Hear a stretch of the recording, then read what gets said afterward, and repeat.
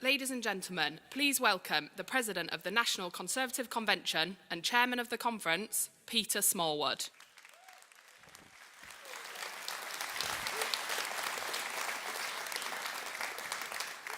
Well, good afternoon, Conference, and welcome to Manchester. My name is Peter Smallwood, and I'm the President of the National Convention and privileged to be your Chairman for Conference 2023. I want to start my remarks with some thank yous. Firstly, to the brilliant conference team at CCHQ, led by Simon Chatfield. I know how much hard work you put into this conference. Thank you. I also want to say thank you to the staff here at the MCC, who will be looking after us this week, to the Greater Manchester Police and the security teams who will keep us safe, and of course to the people of Manchester, who in the most part have given us a warm welcome. And also, please do all take advantage of the record amount of fringes, our biggest ever exhibition, and everything Conference has to offer. Conference, I joined this party the day after the 2005 general election, aged 15. I attended my first conference in Blackpool in 2007, aged 17. And getting together for Conference has always felt a little bit like Conservative Christmas. We get the family together, we enjoy a little drink, we eat some sometimes questionable food, we have some lively debate, and on the odd occasion somebody drops off. I'm just looking around just to make sure. But please do enjoy Conference and everything that you can do. But what is important is that we get our family together and reflect on what we have achieved. Our Conservative and Unionist family has done so much. We fixed a broken economy left by Labour. We fought off that nationalist threat in Scotland and protected our union.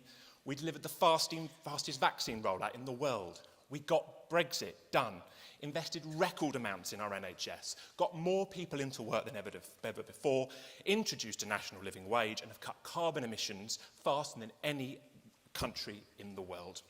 And if I may, on the 10th year of it becoming law, we Conservatives delivered equal marriage. Conference, we are not only a better country for it, we are a better party for it. And I hope that you will join me at the Pride Party on Tuesday night. I'd also like to welcome Rishi Sunak to his first conference as our party leader and Prime Minister. Rishi has been busy delivering on his 5-point plan. I've seen firsthand Rishi at work. He's ambitious for our country, his work ethic is incredible, and he cares deeply about Britain. I spoke with Rishi yesterday. He arrived in great form and is ready for a great week. Conference this year hasn't been without its challenges for our party. The local election results in May were disappointing. But I want to thank every volunteer who hit those pavements, delivered those leaflets, knocked on those doors and flew the Conservative flag. You're heroes. Volunteers are the heartbeat of this party. Thank you. But this year has had its positives. We went forward in places like Stockton and Slough and Leicester and Torbay. And in July, we had the Uxbridge and South Ruislip by-election. Conference, Ruislip in the London Borough of Hillingdon is my home. And I wasn't giving this one up without a fight. Uxbridge taught us two things. When we let Labour into power and we let them run our towns and cities, they always do it badly. I'm proud of London, but Sadiq Khan has failed us. He's lost control of crime in London, he's bankrupt TfL, massively increased council tax, and this year he hammered the poorest Londoners and the smallest businesses with his driver tax expansion of ULEZ. Be in no doubt, Sadiq Khan lost Labour that election, but in May, we have an opportunity to paint our city blue and elect my friend Susan Hall as the next Conservative Mayor of London.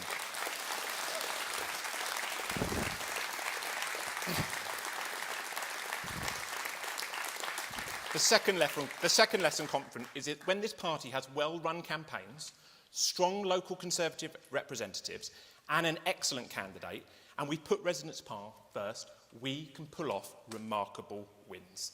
Uxbridge wasn't a one-off, it was the example of how we can win time and time again. That's why it gives me an absolute pleasure to please join me in welcoming my friend and the new Conservative Member of Parliament for Uxbridge and South Ruislip, Steve Tuckwell.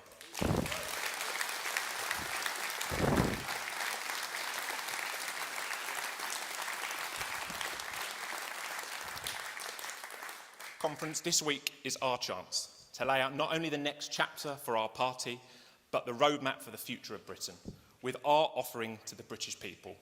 We are not the oldest and the most successful political party in the world by chance. I know we have the team that can win a fifth historic general election and deliver that bright chapter in our country's history. So, my message is simple.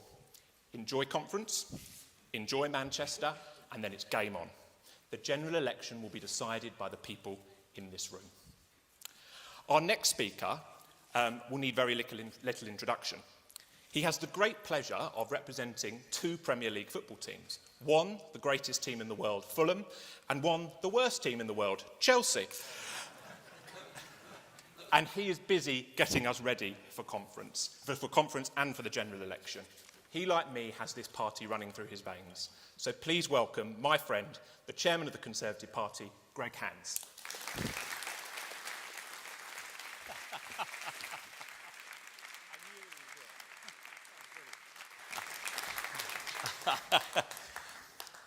Ladies and gentlemen, after that unique introduction, it gives me enormous pleasure to welcome you as well to Conservative Party Conference 2023 here in the dynamic city of Manchester.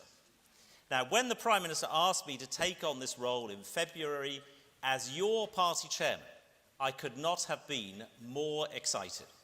Having been a member for 37 years, and a representative at every level, chairman of my university Conservatives, an elected student union officer, a ward chairman, a councillor, a group leader, an MP, a government whip, a government minister, and a member of the cabinet, I can truly say that there is no greater privilege than to lead our great party into the next general election alongside our great Prime Minister, Rishi Sunak.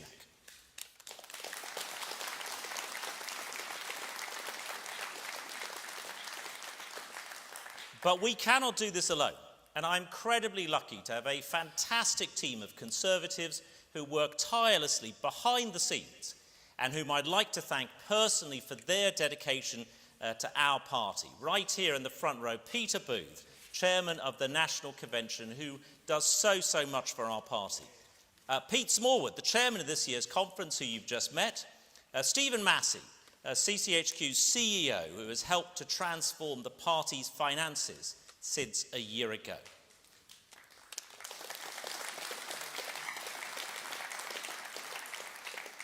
Douglas Ross and Andrew R.T. Davies, you'll hear from shortly, for their outstanding work in exposing the hypocrisy of what life is like under the SNP in Scotland and Labour in Wales.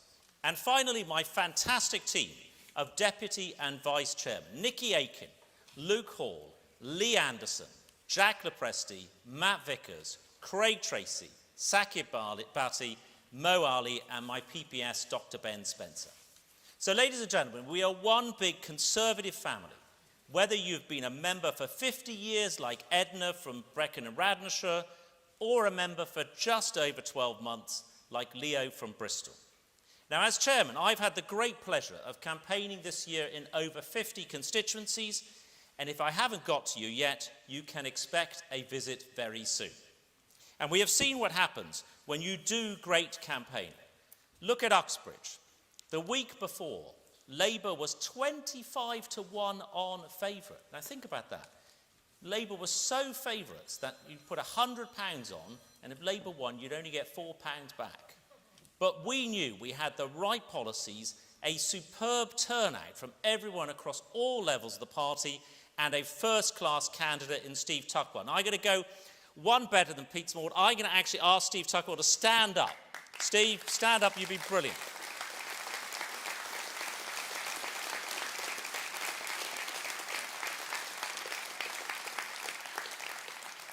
And he's already getting stuck in at the House of Commons. He truly is a fantastic parliamentary voice for the people of Uxbridge and South Ruislip. And proof that we can come from behind to win, as we have done so often before. So I would ask that everyone captures the energy which went into winning in Uxbridge and gets out to support our fantastic current by-election candidates in Tamworth and Mid-Bedfordshire, Andy Cooper and Festus Akinbisoya. So by-elections aside, We will, of course, have several elections next year. A full set of local elections in May. Police and Crime Commissioner elections, led by our fantastic group leader, Katie Bourne. We also have our flagship mayors and candidates across the country standing for election next year. In the West Midlands, we have Andy Street. The East Midlands, Ben Bradley. Tees Valley, Ben Houchin. North Yorkshire, Keane Duncan, and others. And in London, GLA and mayoral elections, as Pete has already said, a chance to throw out a Labour mayor who has been an unmitigated disaster for our great capital city. Proof again, as if we didn't need to see it again. We know this, that when Labour run things, they run them badly. Londoners are starting to see through it, and we have a brilliant candidate in Susan Hall, who will, on the 2nd of May, prove to Sadiq Khan that actually Sadiq can't. And we will, and I don't think I'm breaking any state secrets here, also have a general election. Now, this is likely to be a general election where the Conservatives enter as the underdogs. And I know in recent years you will have had difficult conversations with voters. I certainly have. But I would say just 3 things about those conversations. First, every single conversation I have had on the doorstep has been improved by the mention of Rishi Sunak and the job that he does as our Prime Minister. Second, that there is no enthusiasm for Sir Keir Starmer and even less trust in him. And third, that wherever Labour runs something in the country, they run it badly. Let me tell you first about our great Prime Minister. The message coming across loud and clear from the doorstep is that people can see we're moving in the right direction, that the Conservatives are getting on with the job, and that Rishi Sunak is the right man to steer this country through extremely challenging times. People understand also the tough choices and the trade-offs that true leadership entails. They look at our Prime Minister and see someone who is prepared to make the tough, long-term decisions to get the country on the right path for our future. Someone who's not afraid to challenge the old-style Westminster politics of short-termism that we have seen so much of in the past. That earns respect. It wins trust. And it will be by continuing to win that trust and respect that we will also win nationally next year. Which takes me to my second point, that there is no liking for Sir Keir Starmer and definitely no trust. Who is the real Sir Keir Starmer? The friend and supporter of Jeremy Corbyn, the puppet of Tony Blair, or the mouthpiece of Just Stop Oil? All we do know is that he has broken every single leadership pledge and flip-flopped almost 60 times in just 3 years. This is a man who will literally say anything that suits him at that time. I've always thought that the best leaders wake up each morning and ask themselves, what am I going to do today? Some leaders ask themselves, what am I going to say today? Sir Keir wakes up and asks himself, what am I going to believe today? And ladies and gentlemen, can I just let you into also a little bit of a secret? These are available.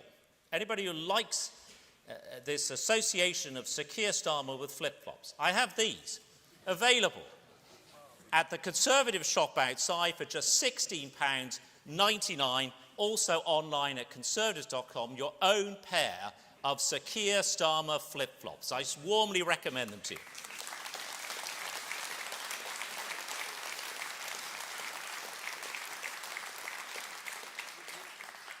But not once has there been any clear plan for Britain from Sir Keir. He is not honest with people about the challenges that the country faces. He has no new ideas, criticises from the sidelines, calling for yet more money to be magicked up. Now, here's another thing we know, that wherever Labour runs something, they run it badly. I've already mentioned London. Look at Wales. We're going to hear from Andrew R.T. Davies later this afternoon, and David T.C. Davies, the Secretary of State for Wales. Patients almost twice as likely to be on the NHS waiting list as they are in England. But according to Sir Keir, Labour in Wales is, quote, a blueprint for what they would do in Westminster. Now, that's not a blueprint, ladies and gentlemen. It is a red flag, and it's bringing Wales to a standstill. Look at Labour-run Birmingham City Council. Its leader handpicked by Sir Keir and his union paymasters to sort out the finances. Praised by Sir Keir just a few months ago. So what did they do? They voted unanimously to bump up their own pay packets, blow millions of pounds on consultants, all paid for by hiking council tax for hard-working local people by the maximum amount. This is Europe's largest local authority. Before being hit by a £760 million legal bill for, and here is the irony, equal pay claims. £760 million for one local authority. A Labour council that spent more time thinking up, you might remember this, from the height of the pandemic, more time thinking up new woke street names than looking after their own finances. Birmingham City Council really did have a diversity grove. They had an Inspire Alley. And now, ladies and gentlemen, they are up Bankruptcy Avenue. From what we do know of Labour's plans for the UK, the entire country would go the same way. Labour's plan for energy, lovingly crafted by Just Stop Oil, would leave us gasping for energy imports from unfriendly foreign powers. Their plan for immigration would see the numbers coming into this country decided not by us, but by Brussels. And their plan for the economy has already signed the UK up to £90 billion of uncosted funding commitments. Before putting money on the credit card, didn't work out so well for them last time. Now, you can probably work out where this is going. Dear Chief Secretary, no money left.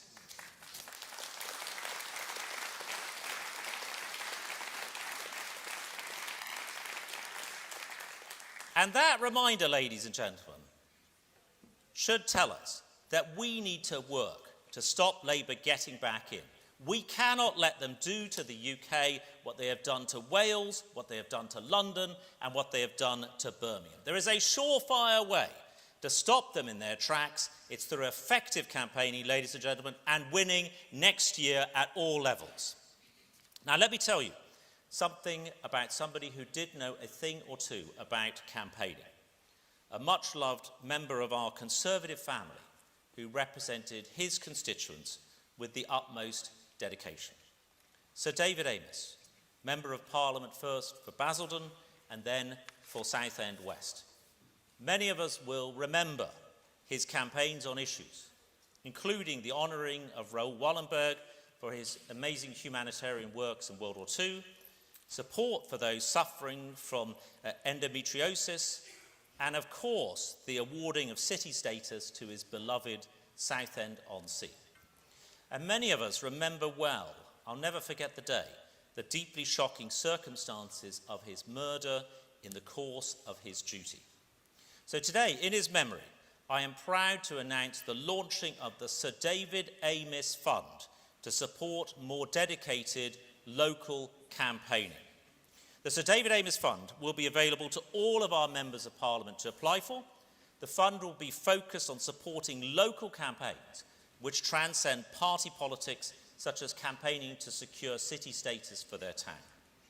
There will be 2 successful applicants each year, with funding made available to support them campaign on and better promote their local cause. And I'm delighted to confirm that Anna Firth MP, Sir David's successor in Southend West, who's watching this now from the train on her way up to Manchester, will work with me to pick those successful applicants. So today I make one other announcement to help get local campaigns up and running. As chairman, I know the value of being well organised locally and the importance of CCHQ having a strong network of campaign managers has in helping making that happen. And that is why, since the start of this year, we have more than doubled the number of campaign managers that CCHQ employs. And for the first time ever, we have started to hire digital campaign managers as well. They are helping to build our social media presence, collecting more emails, and filming engaging local content. We saw just how important our digital campaign managers were in Uxbridge, where we campaigned relentlessly on social media and email against the ULEZ. And conference, I want to ensure you know we will be expanding the number of campaign managers we have in advance of the general election to support you on the ground. Whilst we'll be growing the number in the period up to the next general election, I've also challenged my colleagues in CCHQ to find sensible and creative solutions for the long term to ensure that the feast and famine of campaign managers we've seen in recent years ends. So I want to assure that we are forward-looking and growing a sustainable, well-trained and experienced campaigning organisation. Conference, I will leave you with one final thought. As we go out and campaign, as we make our arguments, we shouldn't be apologetic about what a Conservative government led by Rishi Sunak means. It means strong and decisive long-term action on the things that matter most to people.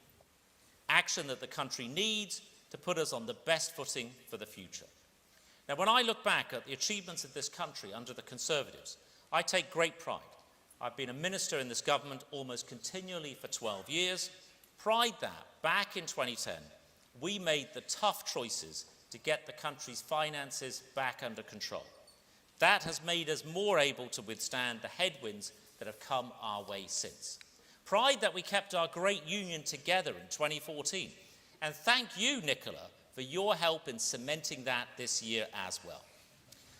Pride that when the British people asked us to deliver on the result of the EU referendum, we kept true to our word and we got it done. Pride that we used those new freedoms to deliver a world-leading vaccination programme and to help beat back coronavirus and provide the financial support that British families and businesses needed. And pride that, just a year and a half ago, it was the UK that stood tall and galvanised the rest of the world in support of Ukraine. So, ladies and gentlemen, conference, the United Kingdom is a great country. It faces profound and complex challenges like the whole of the Western world. But our best days in Britain are still to come. The country is best served by strong, decisive leadership that is focused on delivering a brighter future for everyone, the leadership of our Prime Minister, Rishi Sunak, and this great Conservative Party. And by working together as a great Conservative family, we can ensure victory in 2024, economic renewal, and a stronger and happier United Kingdom. Thank you very much indeed, and welcome to conference.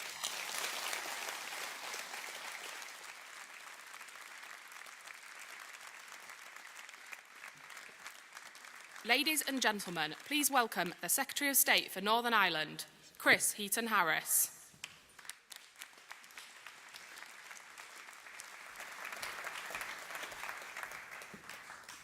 Hello, conference, and welcome. For the last 391 days, I've had the best job in government, being Secretary of State for Northern Ireland. In that time, I've travelled the length and breadth of Northern Ireland, and it's been truly an honour to see and meet so many amazing people, social enterprises, businesses and voluntary organisations. I've been to places like Harland and Wolff, the world leaders in shipbuilding, where, thanks to a Ministry of Defence contract, shipbuilding is returning to Belfast. Places like the Game of Thrones studios, the TV series that has generated huge amounts of money for the Northern Ireland economy. And places like Hinch Distillery, the home of some of Northern Ireland's finest whisky and gin.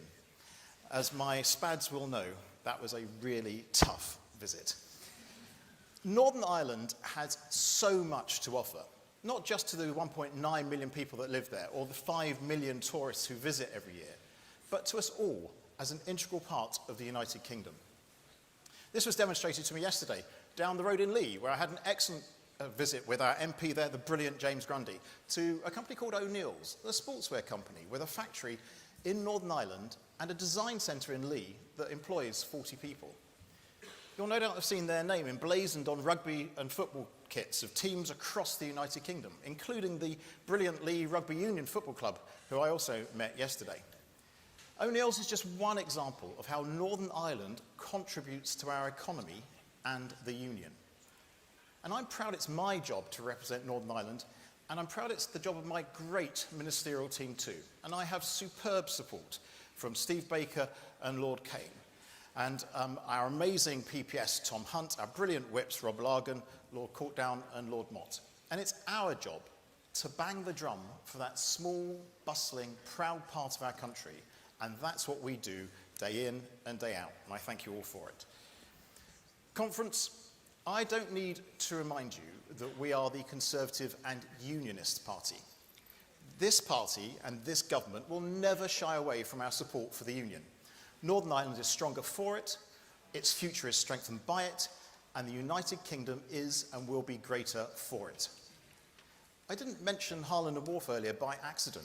No, those 900 jobs are being created by the United Kingdom's Ministry of Defence for ships that will protect the United Kingdom, a contract that is an obvious and direct benefit of our union. And let's not forget, it wasn't too long ago that Sir Keir Starmer loyally served under a Labour leader who wanted to break up our precious union. You heard Greg say, but under Starmer, Labour have flipped from saying they campaigned for the union in a border poll to bravely failing to pick a side. But now we know all too well that Starmer's positions on all sorts of policies change more than a weather vane. It's only our party that will relentlessly advocate for the union, because we know just how important Northern Ireland is to it. When I started in the role of Secretary of State, many in Northern Ireland were unbelievably frustrated with the Northern Ireland Protocol. Agreed with the best of intentions, its flaws became quickly apparent. Too many businesses based in Great Britain, unsure of the regulatory environment they found themselves in, decided to pull back from servicing consumers in Northern Ireland. There are problems that affected everyday lives regarding the movement of pets, plants and parcels, and with even medicine supplies coming under threat. The Prime Minister recognised this too and sought to change it, focusing on the practical concerns that had been raised and always keeping the protection of the Union as his priority. And so we agreed the Windsor Framework. After months of negotiations, we reached a deal with the European Union that removes trade barriers, allows goods available on shelves in Great Britain to move freely into Northern Ireland, ensures Northern Ireland benefits from the same VAT and alcohol taxes as the rest of the United Kingdom, safeguards Northern Ireland's place in the United Kingdom internal market through agreements on medicine and state aid, and protects the economic rights of the people of Northern Ireland, and provides a basis for us to move forward as one united country. Now, I know concerns remain in Northern Ireland about the Windsor Framework, and we will continue to address them. There is scope to do so, based on the principle that the United Kingdom internal market must be promoted as well as protected. But let us also remind ourselves of the fundamental truth. The vast majority of Northern Ireland's economic life is dependent on its connection with the rest of the United Kingdom, and that reality will not change. It's time to get on with business.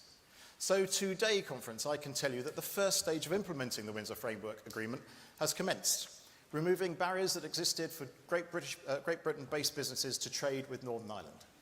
This morning, bright and early, I visited Peel Port in Birkenhead to see the smooth flow of trade and goods able to travel between Great Britain and Northern Ireland. I'm now actually also actively exploring how we can support a new ferry route between Larne and Liverpool so we can seize the moment to increase trade within the UK even further. And let me just give you one stat to demonstrate how the Windsor Framework is a major improvement on the protocol and how it will be noticed by the people of Northern Ireland itself. Over 1,600 new businesses have signed up to our new internal market scheme, meaning more traders than ever want to do business in Northern Ireland. And Conference, I just want to say something about the future of Northern Ireland. There's always been a lot of doom and gloom around this subject for too long.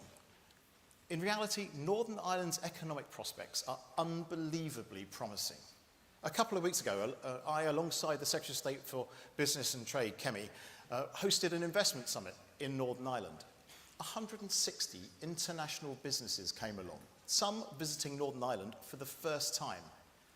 They came because business truly recognises the opportunities that exist. Nothing could be more important to the strength of the Union than a thriving local economy underpinned by political stability.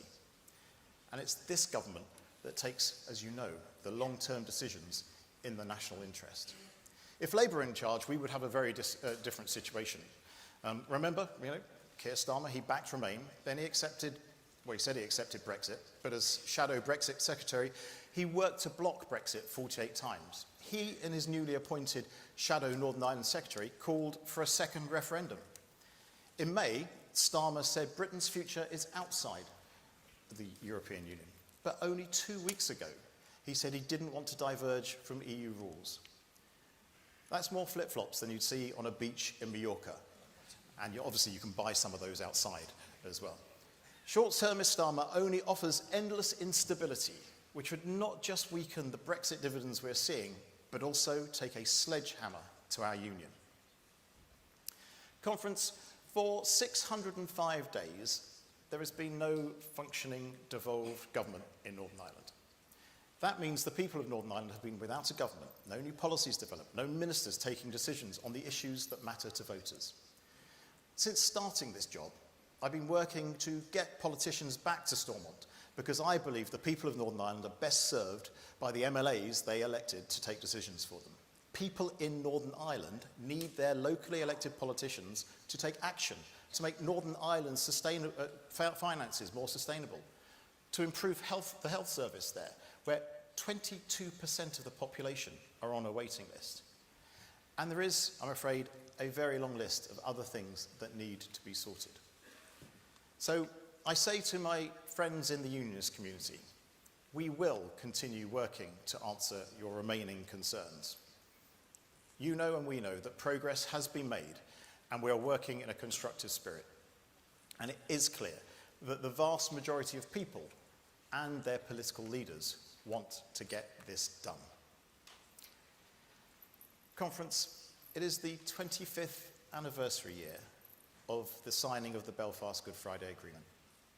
Since then, Northern Ireland has come a tremendously long way. But for those 25 years, victims, families, survivors have been left, some of them have been left without answers about what happened during the 30 years of the Troubles. This Conservative government recently passed the Northern Ireland Troubles Legacy and Reconciliation Act. And whilst it delivers on a manifesto commitment we made to our veterans, it's also of genuine help to all of those affected by the Troubles. It sets up a body that aims to provide answers and accountability to those who want it, and is open to all victims of the Troubles. Conference, if I may, I'd very much like to thank Lord Kane here sitting at the front for steering this piece of legislation through. It's massively changed over the course of the last year, and it needed all of his immense skill and diplomacy throughout that time to get it over the line. So thank you, Jonathan, indeed.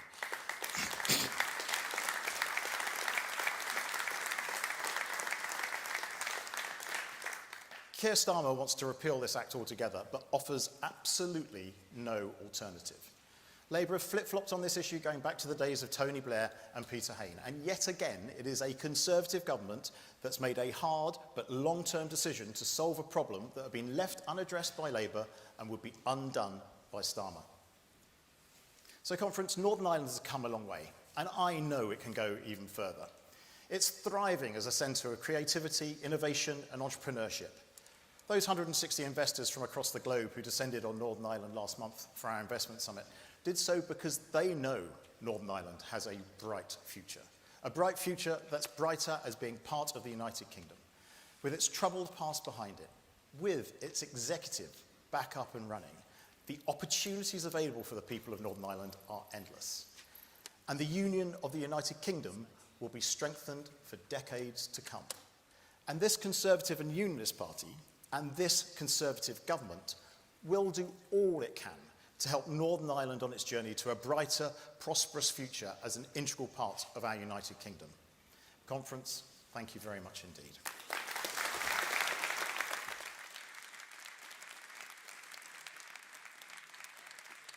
Ladies and gentlemen, please welcome Andrew R.T. Davies, leader of the Welsh Conservative Party in the Welsh Senedd.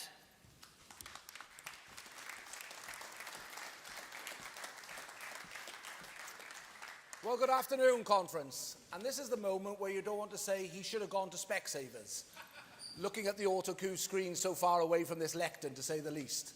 But it's also the anniversary of the week ago when we put 40 points on Australia. So Eddie Jones isn't quite the know-it-all after all, is he, when you think of the comments he's made about Wales? We showed him on the pitch last Sunday, and we'll continue to do that at the World Cup as the weeks unfold. Conference, it's a huge pleasure to be here in Manchester and to see you all again. And I want to start by saying a big thank you. A big thank you to you, the party members, who put the graft and deliver the message across the whole of Wales. A big thank you to our team of Welsh MPs, led by our brilliant Secretary of State, David T.C. Davis. And a big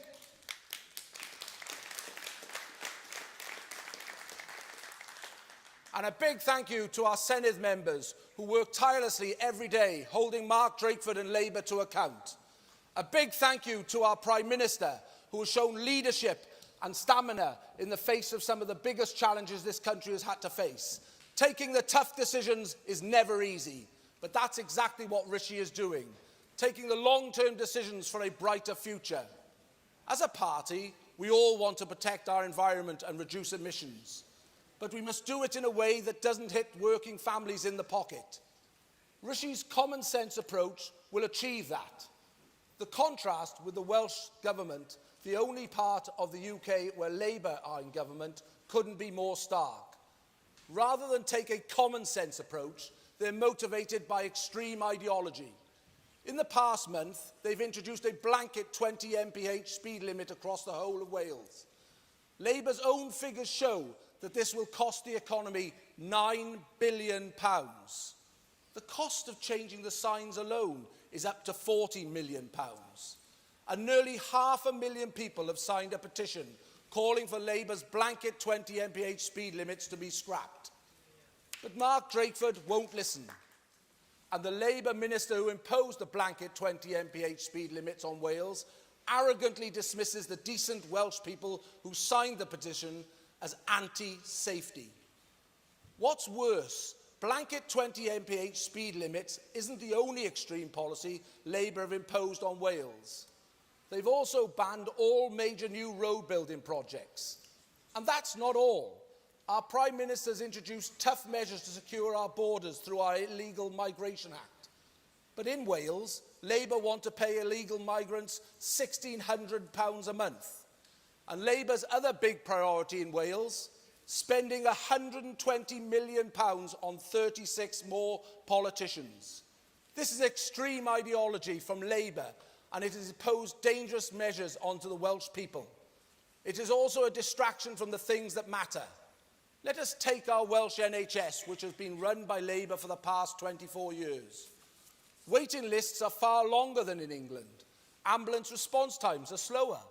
And cancer outcomes are worse. And unlike in England, where the Conservatives have protected the health budget, Mark Drakeford and Labour voted to cut our Welsh NHS.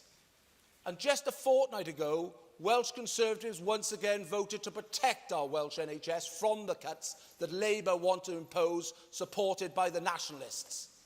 Their priority isn't the Welsh NHS. It's spending 40 million on blanket 20 mph and 120 million on 36 more politicians. They're out of touch, and their extreme ideology is also hurting our Welsh economy. Their balmy road building ban has deterred investment, and their toxic tourism tax has hit a key Welsh industry.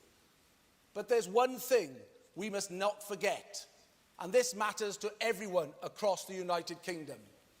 Keir Starmer has described Mark Drakeford's Wales as his blueprint for the whole of the UK. That's right, Starmer will deliver longer NHS waiting lists, he'll deliver open borders, and he'll wage war on the motorists. Drakeford has cozied up to the Welsh Nationalists who prop up his administration, and Starmer would do exactly the same with the SNP. That's what's at stake at the next general election, and why, as Conservatives, it's our duty to win.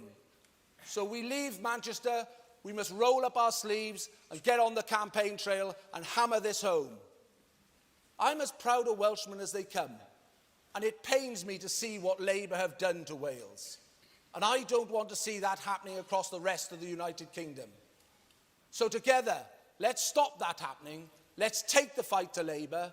Together, we are taking the long-term decisions for a brighter future, and we're delivering for our great country. Thank you, Conference.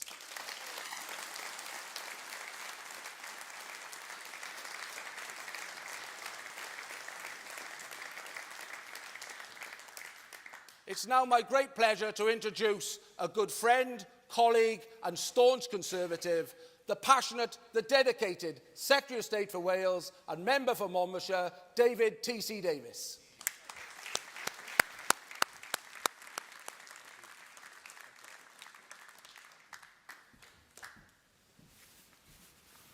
Well, ladies and gentlemen, it's always a pleasure to be introduced by Andrew R2 Davies, who, as you can see, is so energetically holding the Labour government to account in Wales. And we're also joined today by many of our wonderful Senedd members, by our Welsh members of Parliament, by, of course, our councillors, by my predecessor, Peter Fox, who's now the Assembly member, the Senedd member for Monmouth, all of our activists, and, of course, many others from Wales. It's always a mistake, actually, to single anyone out, as I just did, but I do want to pay a quick tribute to one of my predecessors, Simon Hart, who did a fantastic job as the Secretary of State for Wales and is now serving as our Chief Whip and doing a very good job at that as well.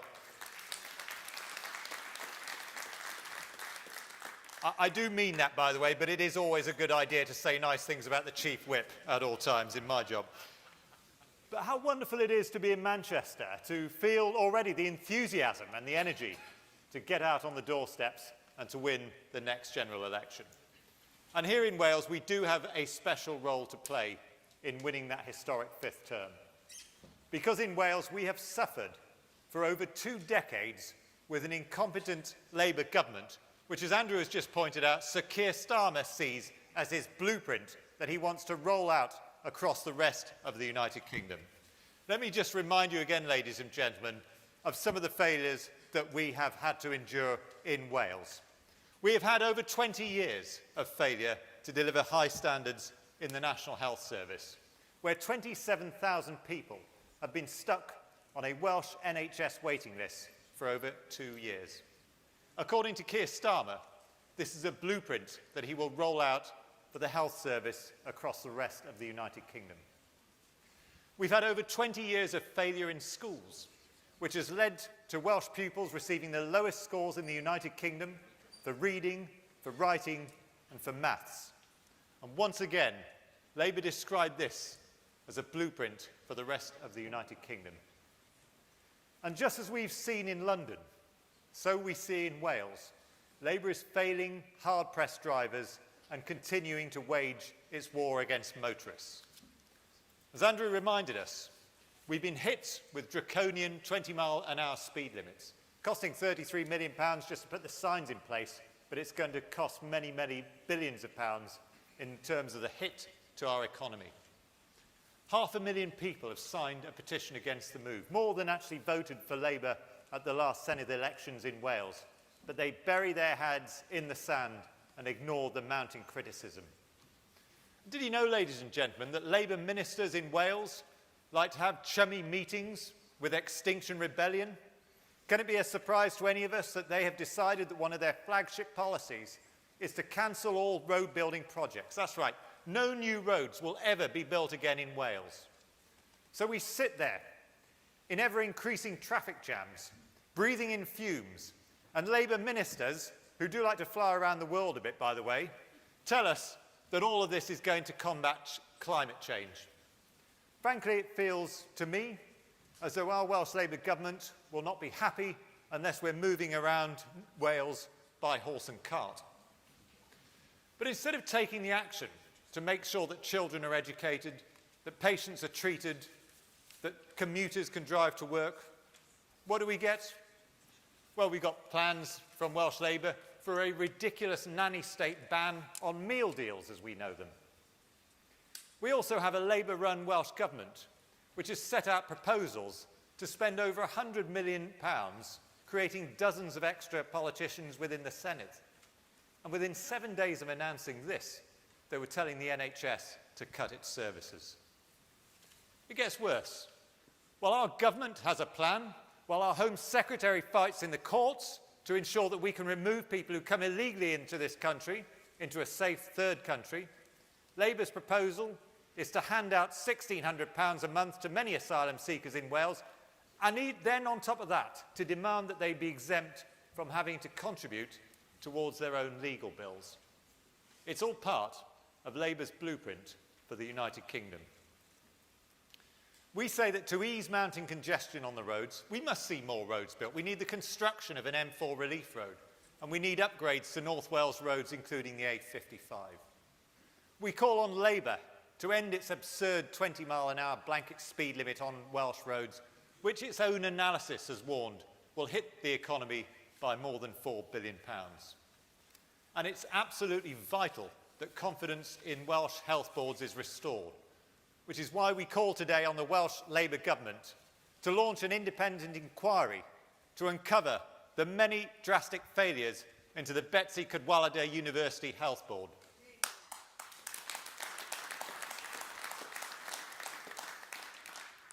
And with 27,000 people currently stuck on a waiting list for more than 2 years, Labour need to focus more of their resources on tackling this backlog. Before anyone says to you, ladies and gentlemen, that perhaps they say that they don't have enough money, let's just remind ourselves of one thing. The Welsh Labour government are currently receiving the largest funding settlement from the UK government in the history of devolution, thanks to our Prime Minister, Rishi Sunak. We are providing a record £18 billion a year, which is still increasing in real terms over this spending review period. The people of Wales desperately need Labour to put an end to its political posturing and finally start acting in our nation's national interests.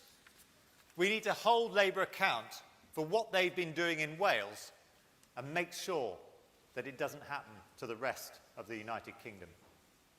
We must contrast Labour's appalling record of failure with delivery by our Conservative government. This was a government which was elected to sort out Brexit, and we have delivered. This was a government that brought the UK through the worst health crisis in a century and rolled out the fastest vaccine in the world. And it was our Prime Minister as Chancellor who ensured the fastest and most generous furlough scheme in the world. More than 100 jobs were saved in Wales alone. Our government has stood up for democracy in Ukraine, so much so that the Ukrainian president has publicly thanked the Prime Minister and this government for the United Kingdom's leadership. And while Labour have failed Wales, the Conservative Party have been delivering.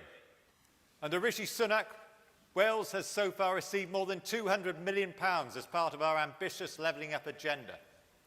Wales received not one but 2 free ports, which will generate thousands of local jobs for local people. And only today, the Prime Minister announced that 4 places in Wrexham, Barry, Merthyr Tydfil and Cwmbran, places which Labour have forgotten, will receive £20 million over 10 years to invest in local people's priorities. We've also recruited thousands of extra police officers to keep Welsh streets safe. And our bold plans for Wales do not stop there. Just this month, along with Kemi Badenoch, I was able to announce £500 million is going to secure the future of steel in Port Talbot. It's a plan, ladies and gentlemen, that has saved thousands of jobs and means that steel will continue to be made in South Wales.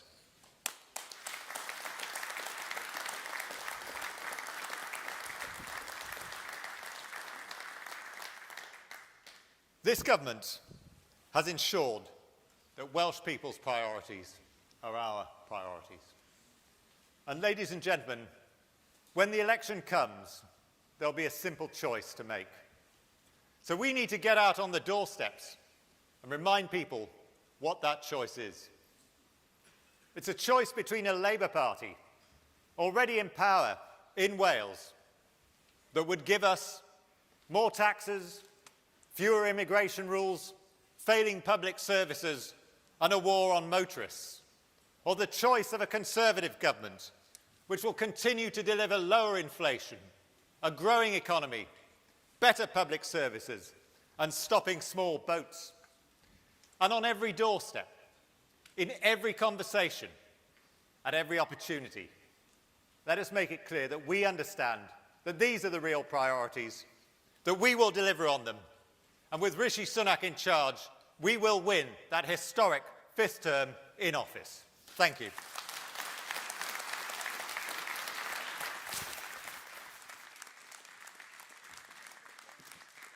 Ladies and gentlemen, please welcome Douglas Ross, leader of the Scottish Conservative and Unionist Party.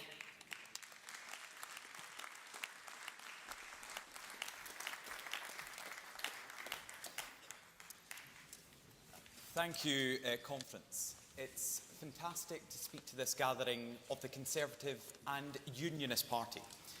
We in this hall and members across the country are Unionists by definition. It's in our party's DNA. To be a Conservative is to be a Unionist. Unlike our opponents, Conservatives don't apologise for being British, we embrace it.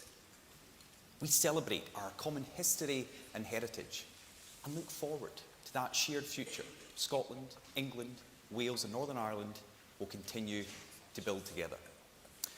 Conference, I know that Rishi Sunak and this UK Conservative and Unionist government are taking the long-term decisions to build a brighter future for Scotland and the whole of the United Kingdom.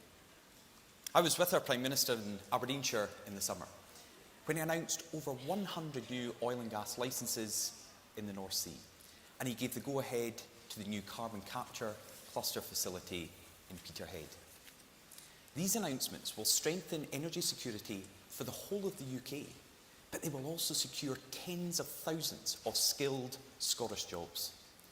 Jobs that Labour and the SNP would put on the scrap heap as soon as possible to appease green extremists like Just Stop Oil. Well, the last thing that Scotland needs is a Miliband millstone around our neck. This Conservative and Unionist Party will never abandon North Sea workers like Keir Starmer would. We are now the only party you can trust to stand up for Scotland's oil.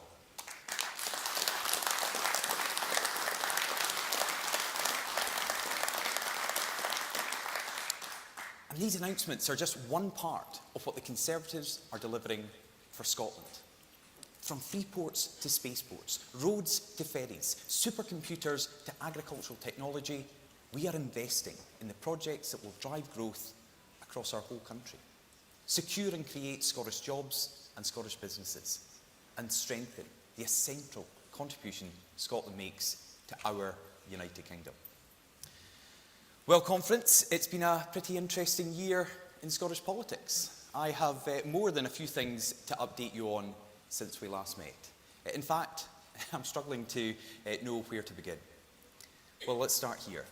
Nicola Sturgeon is gone.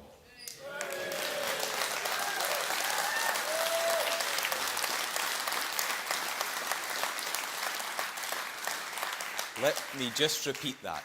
Nicola Sturgeon is gone.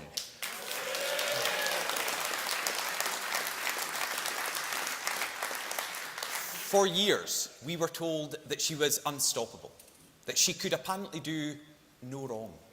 How many times did the media proclaim that Scotland was on the cusp of independence under her leadership, or that she would wipe out the Scottish Tories? Well, I can proudly say that her career lies in tatters, and we, Conference, are still here.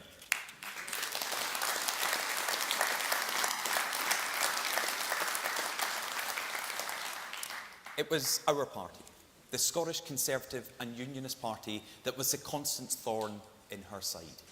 We stopped the SNP from winning a majority in election after election. We fought her dangerous gender reform bill, which, let's not forget, Conference, was backed at each stage by Labour. And we stood up to Nicola Sturgeon's plans for a second independence referendum every step of the way. Now, since she's left, the SNP have been having some difficulties. A police investigation into party finances, the luxury camper van seized, and Humza Yousaf as leader. The best the SNP now have to offer is a poor Nicola Sturgeon Tribute Act. But we can't be complacent. His government are already spending millions of taxpayers' money on promoting independence. And Humza Yousaf is treating next year's election as a proxy referendum. Nicola Sturgeon may have quit, but the SNP haven't gone away. They're down, but they're not out. They are just as dangerous to the future of our country than they have ever been. We still need to fight for every vote to win as many seats as possible, because next year we can deliver a fatal blow for the campaign for independence. We can ensure the Nationalists fall short again, and we can put Hamza Yousaf's government on notice. And in so many seats, only the Scottish Conservatives can beat the SNP. Conference, this Conservative UK government delivers for Scotland. And on energy, financial services, food and drink, tourism, and so much more, Scotland delivers for the whole of the United Kingdom. If we remove the SNP, if we can kick them out of power in every part of our nation, Scotland can finally move on from the independence never-ending. And together, we can build a stronger, more prosperous United Kingdom.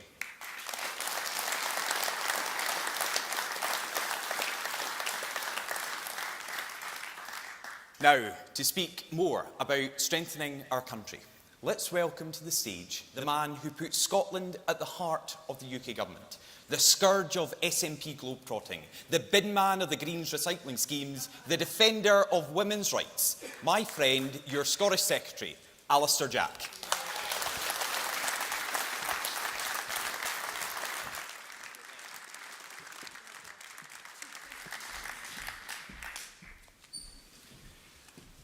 Well, good afternoon, ladies and gentlemen, and I'd like to thank a few people. Firstly, obviously, Douglas, who gave a very kind introduction, not just his kind introduction, but also his support at Westminster, and most importantly of all, his strong leadership of the Scottish Conservatives in Holyrood.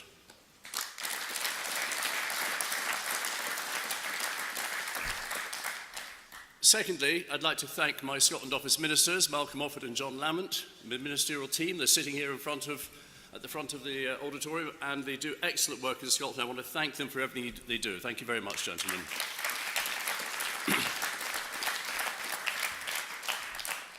Conference, I'm here with a very clear message today. The United Kingdom has never been stronger, and that is not by accident.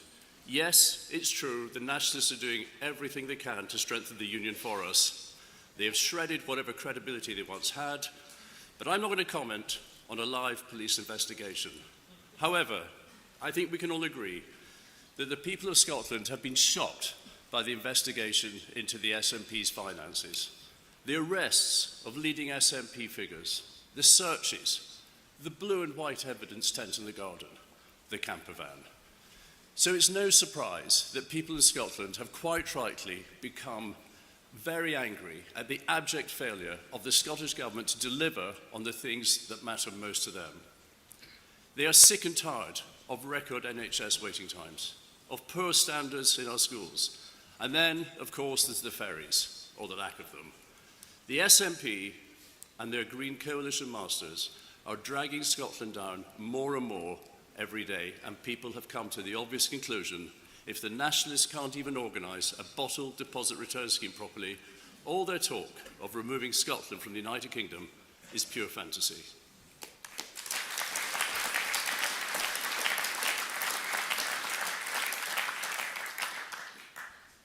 Ladies and gentlemen, the SNP are increasingly looking like a busted flush, but that's not the only reason why the United Kingdom is stronger than ever. The Union is stronger than ever thanks to this government, the most active and effective UK government in Scotland in the devolution era. And I'm very proud of that. And I'm very proud of that because we have a great story to tell. We have delivered record funding for the Scottish Government, so they really have no excuses for their poor performance in areas such as health and education. We have supported families across Scotland facing cost of living pressures. We have pledged to halve inflation, to get the economy growing, creating better jobs, and to bring down the national debt. And we're reaching out across the world to maximise the benefits of Brexit, striking trade deals worth billions of pounds to our distillers, our salmon producers, and our defence industry. And we're not just seeing the benefits of Brexit for the UK with trade deals either. The Chancellor has introduced new financial service regulations. We're backing our fishing industry. Now it's out of the hated common fisheries policy, and we've passed legislation allowing our farmers to use cutting-edge gene editing technology. Cutting-edge technology that has been pioneered in Scotland, but which is sadly banned in Scotland by the SNP Green government at Holyrood, despite the wishes of our farmers and the NFU Scotland. As Secretary of State, I've also been clear that we will use our post-Brexit internal market legislation to protect Scotland's free-flowing trade across the whole of the United Kingdom, because 60% of our trade is with the rest of the UK, and I will not allow the nationalists to create unnecessary obstacles. Ladies and gentlemen, I'm pleased to say that we're also supporting our globally successful oil and gas industry. This government is clear. We should continue to use our own North Sea resources as we move to net zero. Our own resources as we bring down prices and improve our energy security. Both Labour and the SNP are threatening to shut down your oil and gas industry prematurely, and I believe that is sheer madness. It cannot be in Scotland or the United Kingdom's best interests. We must support our oil and gas industry just as we support renewables, as we will transition to a much better future. And at a time of war in Europe and wider global uncertainty, we've also backed our amazing armed forces to the hilt, so much of which is based in Scotland. So perhaps now is a very good moment for me to pay tribute to my friend and fellow Scot, Ben Wallace, an outstanding Defence Secretary who has served this party, this government, and our country with great distinction.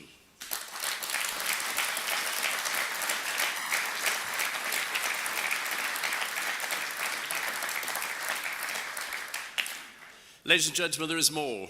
This government is going further than any previous government of the devolution era in delivering for Scotland. As Secretary of State for Scotland, it has been my privilege and passion to drive forward direct UK government investment in Scotland. It is now worth £2.5 billion, and that is over and above the Scottish Government's record funding settlement.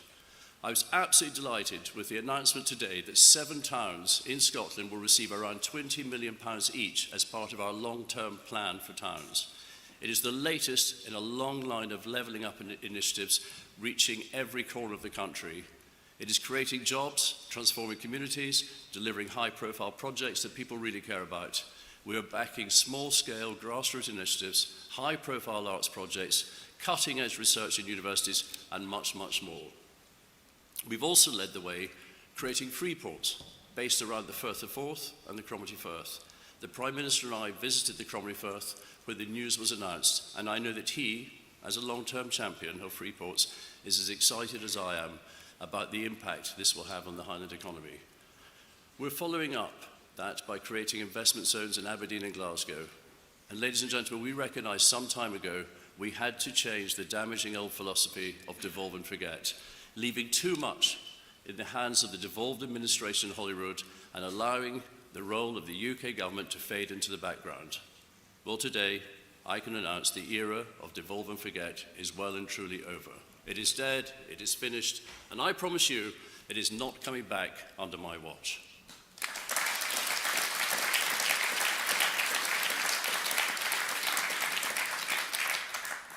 On scores of projects, we are now working directly with local councils and other responsible delivery partners, and I call that real devolution. No longer can the failing SNP Green administration hoard decision-making powers and resources in Holyrood, using it for their own political purposes rather than the priorities of most people in Scotland. And my view of devolution is straightforward. It is about Scotland's 2 governments at Westminster and Holyrood respecting each other's roles and working together where we can. We know that is how devolution works best, and we know it is what the vast majority of Scots want and what they expect. But unfortunately, my view is not shared by the nationalists. Time and time again, they have sought to undermine the devolution settlement in order to provoke unnecessary disagreement between the 2 governments. When they took Nicola Sturgeon's referendum bill to the Supreme Court, they wasted taxpayers' money confirming what everyone already knew. The Constitution and the Union are matters reserved to Westminster. When they tried to introduce a new system of self-ID for trans people, their gender recognition reform bill, they ignored the harmful impact on safeguards for women and girls in existing reserved legislation. And when they tried to bring a bottle deposit return scheme, they failed to consider the impact of cross-border trade. In each case, I felt it was my duty as Secretary of State for Scotland to step in. And I will not stand by, and I will not allow nationalist ministers to undermine or abuse the devolution settlement for their own political purposes, not now, not ever.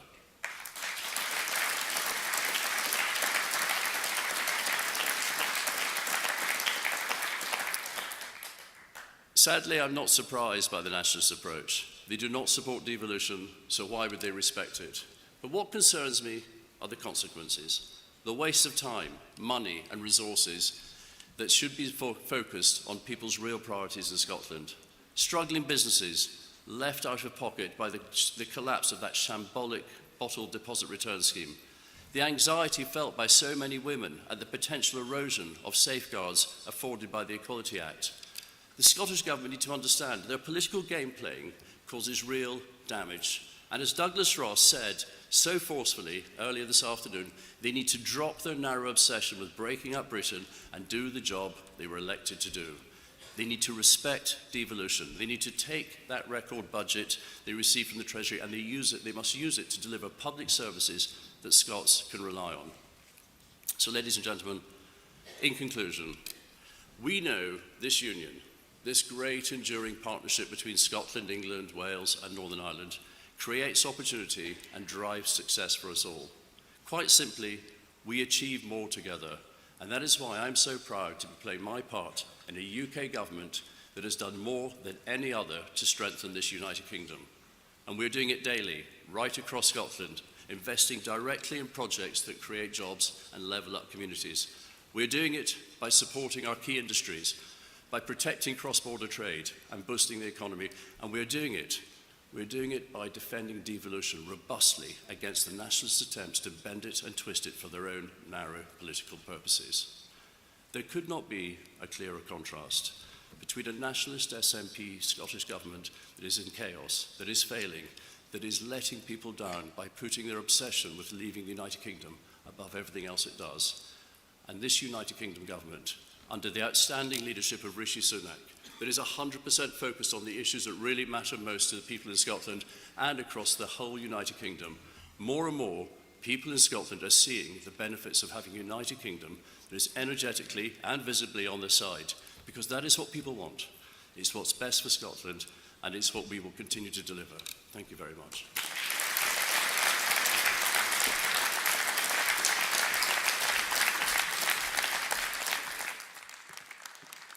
Ladies and gentlemen, please welcome the Secretary of State for Defence, Grant Shapps.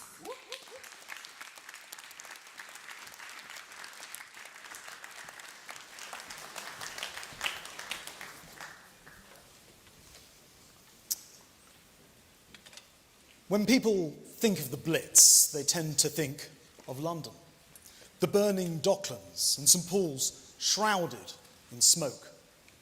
But Manchester endured its own Blitz early on in 1940, where some 680 people were killed. Fortunately for our country, that kind of systematic destruction on this scale is a thing of memory. But imagine if a trip to the market or restaurant could be your last, that you or those that you love might fall victim to a sudden attack by a cruise missile or a suicide drone plunging through the sky.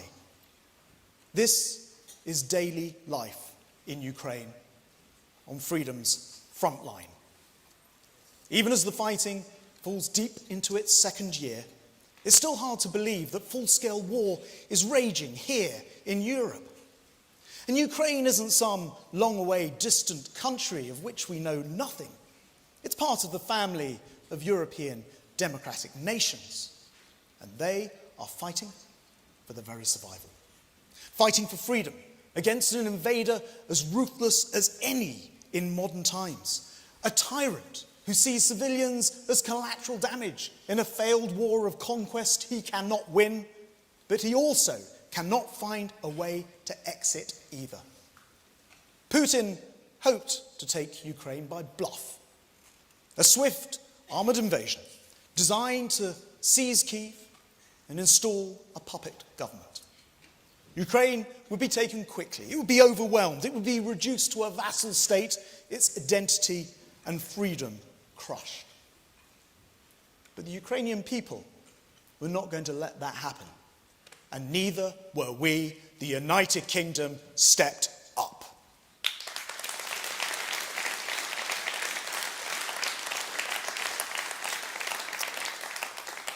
We have provided billions in military aid, second only to the contribution of the United States. We have consistently been the first in responding to Ukraine's needs. The NLAW anti-tank missiles, wisely sent in advance by Britain, thank you to Ben Wallace, were crucial in those first early weeks when the fate of Ukraine hung in the balance. And as NLAWs struck fear into the hearts of invading Russian tank crews at the beginning, so our long-range cruise missiles do the same for Russian commanders today. With weapons like Storm Shadow, everywhere in Russian-occupied Ukraine is on the front line. And we must not let up now. The war is consuming weapons and ammunition and, yes, people at an appalling rate. If Ukrainians are to prevail against the evil assault on their homeland, we must remain steadfast. And that's why we're helping to train their F-16 pilots. It's why by the end of this year, we'll have trained more than 50,000 Ukrainian recruits, starting well in advance of the war. And of course, it's why Ukrainians have been welcomed by so many British families under the Homes for Ukraine scheme, including for a year in my own home. Now, my wife and I were partly moved to act because our own ancestors fled to this country to escape the pogroms of Eastern Europe in an earlier age. But what really moved us most was the palpable sense of generosity from the British public for our new arrivals to Britain. Complete strangers came forward with clothes, with school books for 6-year-old Nikita, and most precious of all, their time to help ensure the 3-generation Ukrainian family that came to live with us felt truly at home in the United Kingdom. You know, we should never be complacent about this country. Whatever our grumbles, this is a precious and incredibly generous land.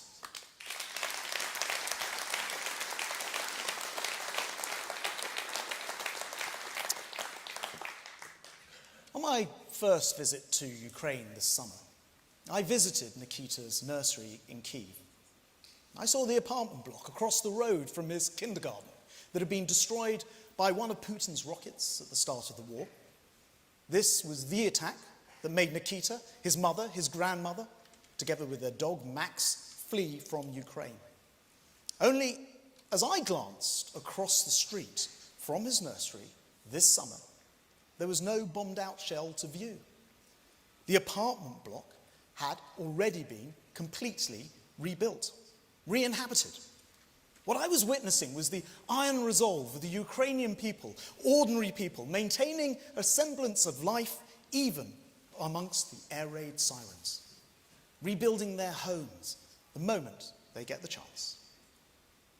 And last week, as Defense Secretary, I visited Kyiv again. And this time, I met with the steely resolve of President Zelensky himself. At a time when he could have left the capital, at a time when he could have become a leader in exile, he did not. He stayed put, and he provided inspiration for his people, and he showed remarkable bravery.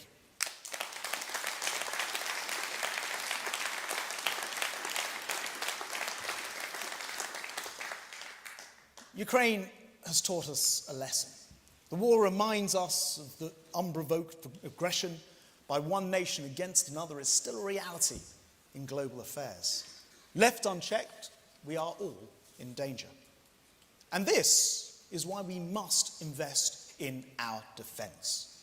That's why, under the Conservative government, defence spending has exceeded £50 billion a year for the first time ever.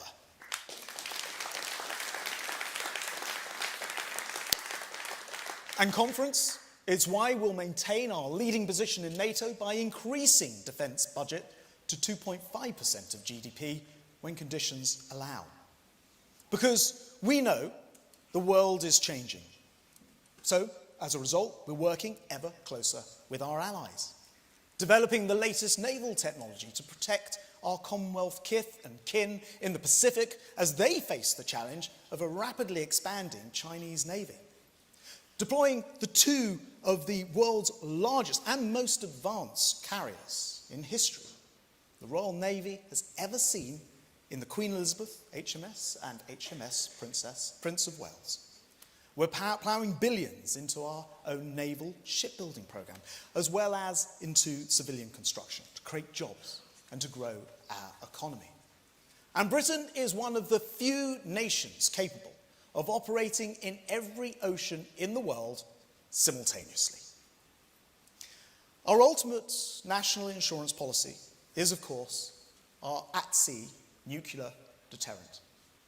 So we're building the new Dreadnought-class submarines that will carry Britain's nuclear deterrent into the middle of this century. And today, I can announce that we've signed contracts worth £4 billion with leading British businesses to drive forward the development of the most powerful attack submarines ever operated by the Royal Navy.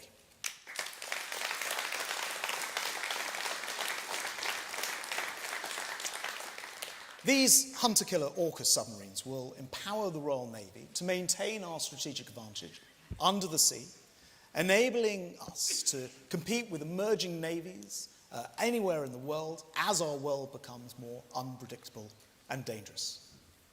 Today's announcement will support thousands of jobs, from Barrow-in-Furness, where these submarines will be built, to Derby, where our reactor build facilities will be expanded. And by backing British businesses to develop them, we're taking the long-term decisions we need to boost our defence industry and to grow our economy. Under our Prime Minister's leadership, the Conservatives are putting UK at the very heart of NATO. Vladimir Putin shattered peace across Europe, but in doing so, he made our collective will and our resolve more important than ever. And in response, the UK is taking a leading role in ensuring that NATO remains the bedrock of our security for us and for our allies. We are one of NATO's very few members exceeding the critical 2% of GDP target for the amount of money which is spent on our defence. And, of course, we are the largest defence spender in Europe, and we're delivering capabilities our alliance needs. Today, I can announce the UK has stepped up again with 2 new deployments. First, in response to a request from our Polish friends, RAF Typhoons are landing in Poland as I speak to support our NATO ally with the growing threat of Russian interference. Deploying ahead of Poland's elections, there'll be a very powerful way of undeniably showing Putin that this Conservative government will protect democracy and freedom from any despotic tyrant that threatens our allies.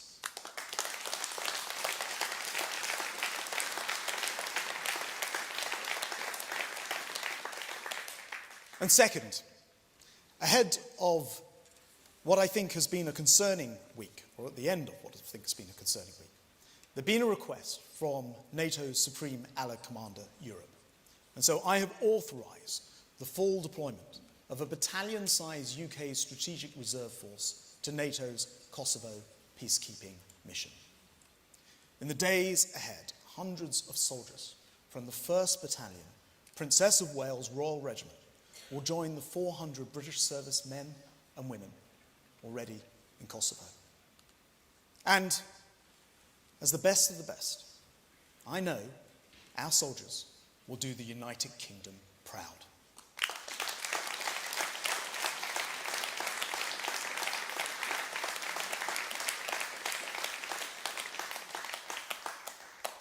We've been unwavering in our support for NATO, contributing to every allied mission that they have and supporting them this weekend, so that when NATO contacted us, they knew the answer from the United Kingdom would be yes. As Conservatives, we put national security first, which is more than can be said for Labour. So, what is Keir Starmer's approach to our fundamental security? Simple. He personally campaigned to make one Jeremy Corbyn Prime Minister, the man who called for NATO to be disbanded. Starmer actually backed plans for Britain to adopt a non-nuclear, non-aligned defence policy. In plain English, that meant scrapping Trident, abandoning NATO, and leaving us naked in the face of nuclear threats from the Kremlin. And that isn't just the Starmer of the past. Since then, he's gone further, appointing a shadow foreign secretary who has repeatedly voted against renewing our nuclear deterrent.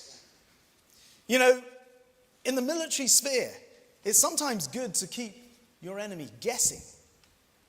The problem with Keir Starmer is that on policy, he keeps everyone guessing, including himself. What would Britain's armed forces look like after 5 years of Labour? Who knows? The man will say anything to get himself elected. But the one thing we do know is that you just cannot trust Labour on defence.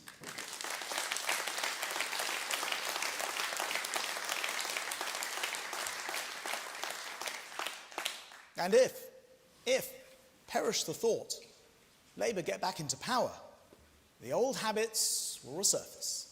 Defence, always dismissed and disparaged by the left, will be the first casualty.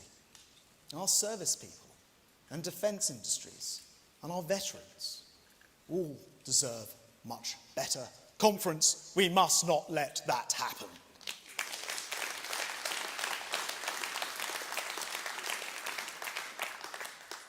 But there is one area in which we absolutely must do better. Service life is tough enough on families, servicemen and women, without having to put up with substandard accommodation. There are too many old and creaking buildings in our estate, and that lowers morale. Our accommodation estate is in fact very large. Indeed, if the Ministry of Defence was a housing association, it would rank amongst the biggest in the land. So I'm making it a personal priority to improve its quality, which is why we're injecting £400 million to ensure that we provide the modern accommodation that our service families deserve. And while resolving this problem will not be instantaneous, I am determined that we fix it in order to support our brave men and women at home as well as on the front line. And while we're on the subject of morale, I want to end by saying something about our party. One of the things I most admire about the military is that they don't gloss over the harsh realities. Now, times are tough. We are behind in the polls. The pundits tell us that Labour is a shoo-in, and we wouldn't be human if we didn't sometimes feel the pressure. But for those who think that this conference is going to be nothing more than inward-looking or downcast, I say this. This country faces an important choice. Rishi Sunak will make the hard but necessary long-term decisions to get the country on the right path for the future, or Sir Keir Starmer, a man focused on the short term, lacking the backbone to make the big changes that Britain needs. In Rishi, we have a leader who's weathered a very brutal baptism of fire and is coming through. His mettle has been tested and not found wanting. He stuck to his course, trusting in what he believes to be right for the country.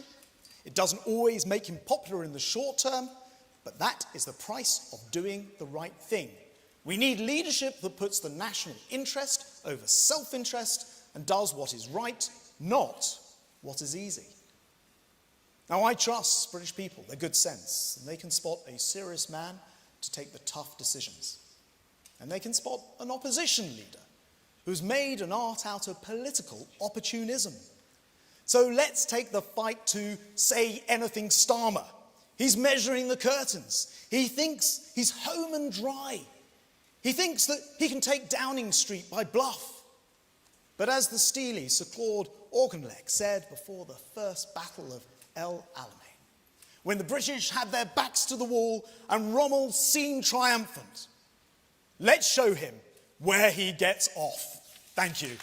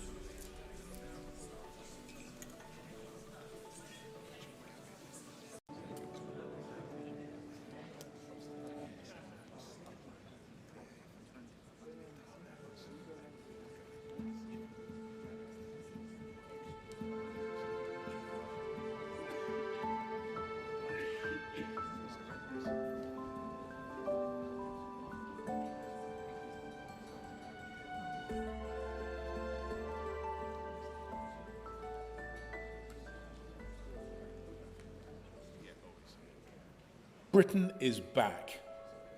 Labour want you to think that we're a small country with no influence on the world stage. Our country's reputation for the rule of law has been badly damaged. They have never been so wrong. We truly appreciate and value our close relationship with the United Kingdom. As always, we simply could not ask for a better partner than the United Kingdom. We're not held back by the past. We don't want to go back to the constraints of a single bureaucratic bloc. Our vision for this country is forward-looking, optimistic, global. And we can be proud that the Conservatives are working and winning for the British people all around the world. Ladies and gentlemen, please welcome the Foreign Secretary, James Cleverly.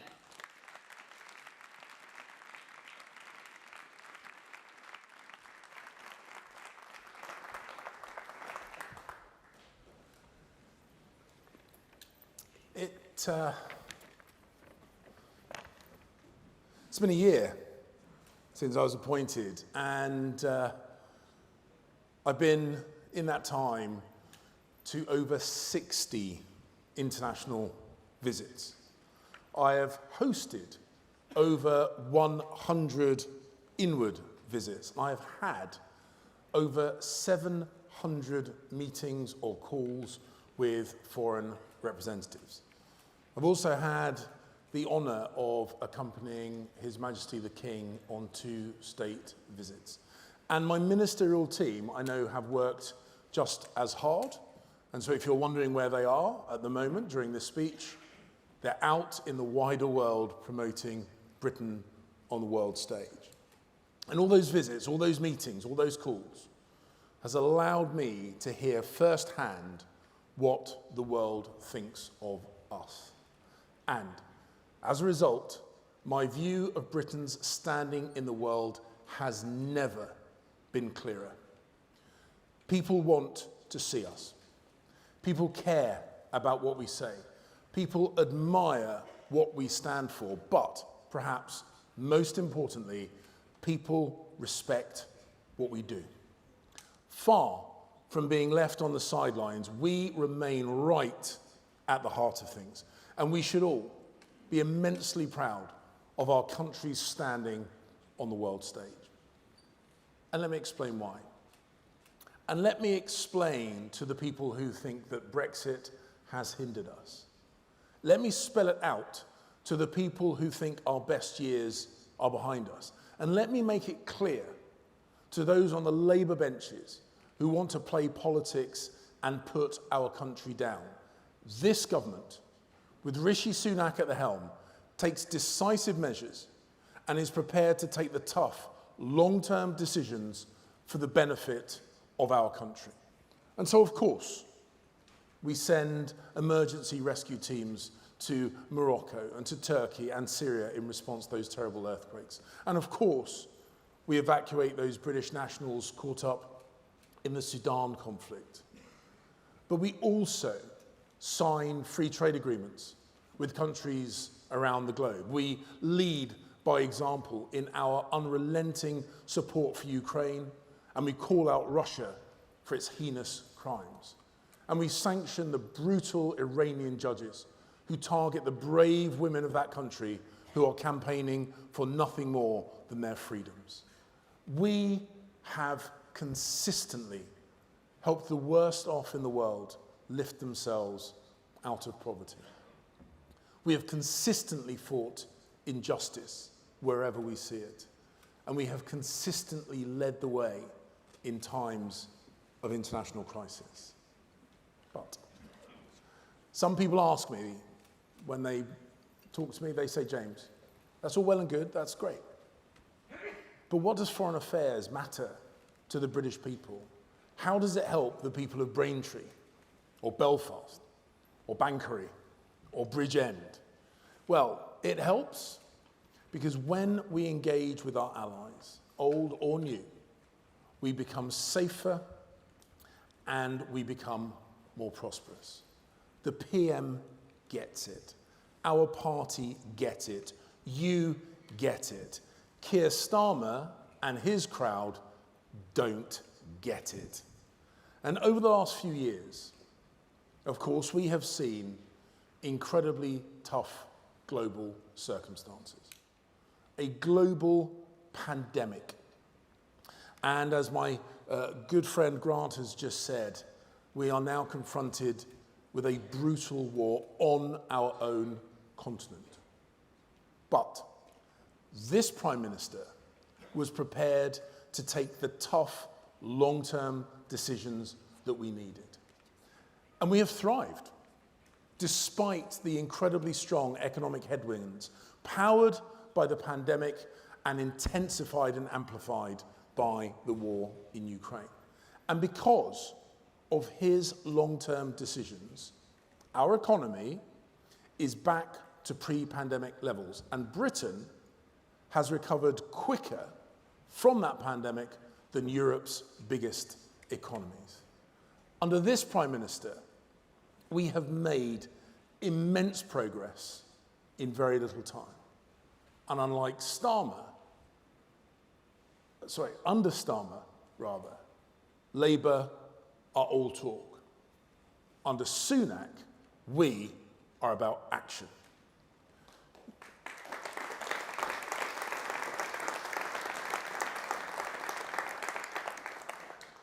As I say, in the relatively short time that Rishi has been Prime Minister, let us look at what we have achieved. We agreed the Windsor Framework in February. We agreed the AUKUS deal in March, the Hiroshima Accord in May, and the Atlantic Declaration in June. We've come to agreements with Europe that will help grow our economy, help stop the boats, and make us all safer. Conference. We should be incredibly proud of our country and incredibly proud of what we achieved in just this short period of time. And the Prime Minister's leadership has allowed us to take full advantage of the bold decision that we collectively made in 2016. So let me give you a few facts and figures just to prove the point. Last year, service exports reached a record high. Exports of goods and services grew by 20% in current prices and are likely to increase again this year. And we remain the second largest service exporter in the world, behind only the United States of America, which, I may remind you, has 5 times as many people as us. And today, nearly 60% of UK exports go to non-EU countries, and that is up from 52% in 2010. And the long-term economic trend is clear. And it's one that we expect not just to continue, but to intensify. And that's why, because we are looking at the future, because we are facing forward, we recently concluded negotiations to join the Comprehensive and Progressive Agreement for Trans-Pacific Partnership. Easier to say than you might believe. And actually, it took me longer to say it than it took for us to join it. That's because we are focused on building our friendships, our forces, and our relationships with the Indo-Pacific region. It's why we are pushing so hard to conclude a trade deal with India, an economy forecast to double in size by 2030, overtaking both Japan and Germany to become the world's 3rd largest economy. And it's markets like these that are the future. And we recognize their value to us will grow enormously. And again, whilst we have a global outlook, Labour can hardly imagine the world beyond Brussels. Now, the world has got used to engaging with a new independent Britain, to engaging with a Britain that is free to forge its own destiny, free to ratify its own laws, and free to negotiate its own trade deals. And our newfound independence has enabled us to repeatedly get ahead of events, whether that's with the manufacturing of life-saving vaccines, which then gave us the ability to lift out of lockdowns, or whether it's the sanctioning of the Russians involved in the illegal, brutal, and disgusting conduct, both domestically and abroad. And yes, I'm especially proud of our record when it comes to the support of the people of Ukraine.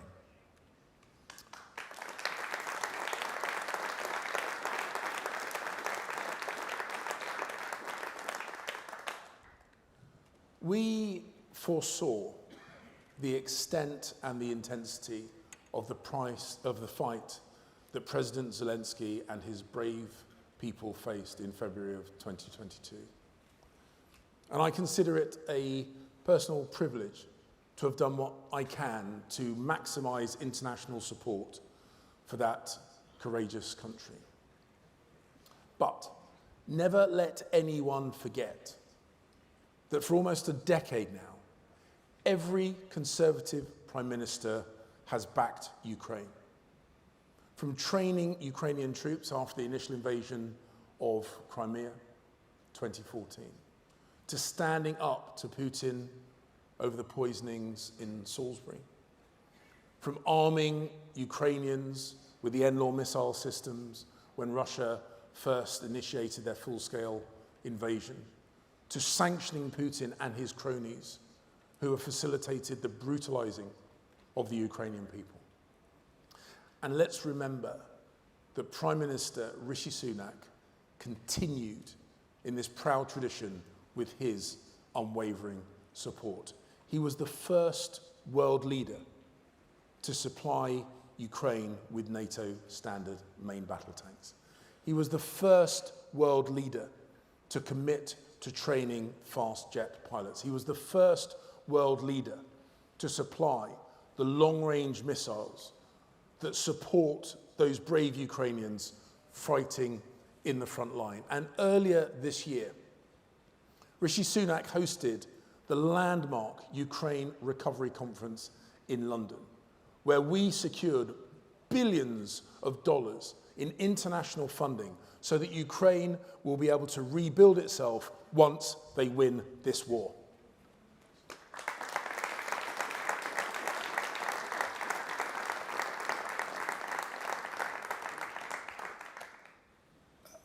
Whilst I occupy this great office, I've considered the many challenges that we face as a nation, and I've contemplated the ways of making my department more effective at tackling those obstacles. For example, when it comes to stopping the boats, we have and will continue to coordinate and cooperate not just across government, but with our international allies as well. We have collaborated closely with the governments of the countries where these inhumane people smuggling gangs are based. But I recognize that we need to keep going.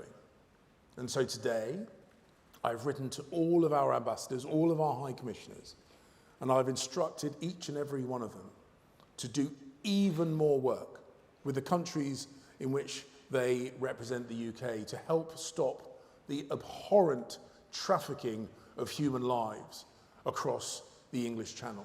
Be in no doubt at all, our diplomats will redouble their effort to bring an end to this terrible, terrible injustice. Now, I'm incredibly proud of the diplomats that I work alongside. I have no doubt that they are the best in the world. But I want to ensure that our diplomatic service is truly representative of the UK. And unsurprisingly, I believe that those who have served our nation on the battlefield can continue to contribute beyond their tours of duty. Which is why I have tasked my officials to carve out space in our diplomatic service for veterans. And I look forward to working with Johnny Mercer, our Veterans Minister, to ensure that the men and women from our armed forces, who we know are amongst the best of us, to give them the opportunity to be the best at representing the UK.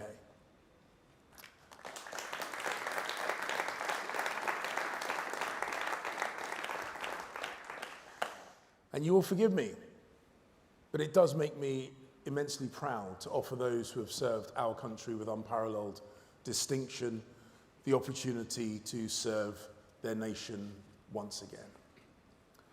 Speaking of service and pride, you will know that I served as chairman of this great party during 2019. And I remember the doomsters and the gloomsters who predicted another hung parliament.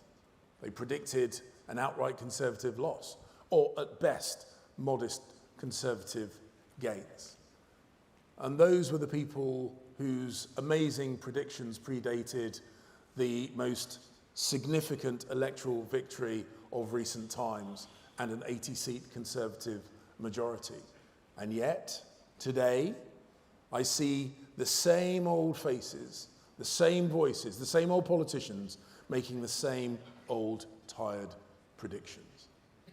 And when I look across the floor at the House of Commons, I see a group of spineless ditherers, devoid of answers to any of the challenges the world faces or that our country faces. And yet, they're there, baying with disapproval at the tough but necessary decisions that our government has to make.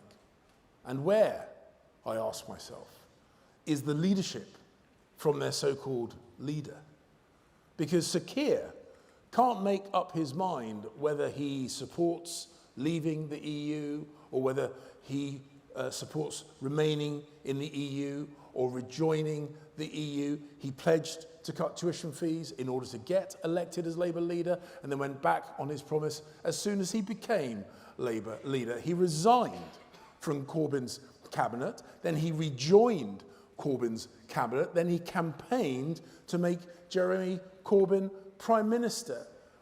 What we see is no clarity, no consistency, no policies, no plan, only the same old tired opportunistic politics. Keir Starmer's Labour Party doesn't stand for anything. And whilst Sir Keir and his comrades represent the tired politics of the past, the Prime Minister is ready to do things differently. And why? Because the Conservative Party believes in Britain's epic potential, and the Labour Party is unwilling to take the tough decisions that will ensure the prosperity and the safety of this country for generations to come. Conference, I can think of nothing more counterproductive than handing over the keys of government to a group of political chancers and visionless ideologues. It is a scenario I refuse to entertain. Because a party that does not believe in Britain cannot be trusted to lead it. Only the Conservatives have a plan for the future. Only Conservatives will take the tough decisions that will keep us safe and keep us prosperous. Only the Conservatives will stand with pride on the world stage. The people of this great country will see that, and that is why they will vote for Rishi and the Conservatives at the next election. Thank you. Thank you very much.